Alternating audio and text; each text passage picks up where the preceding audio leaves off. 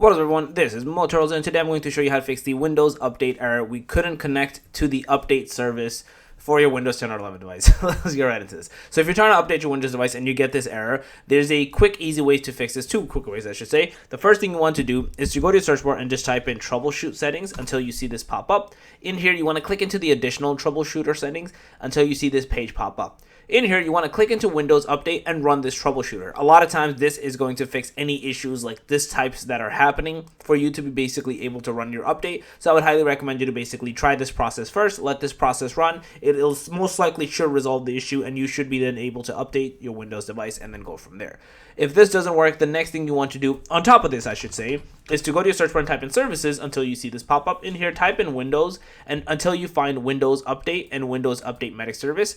Double click into it. First, change it from the startup type to whatever it is into automatic and start the service if it's not started. If it is, press stop and start again. Do this for both of the options that I said, Windows Update and Windows Update Medic Service, and then try to do your Windows Update and you should be good to go and not have this error persist any longer. So yeah, that's basically it.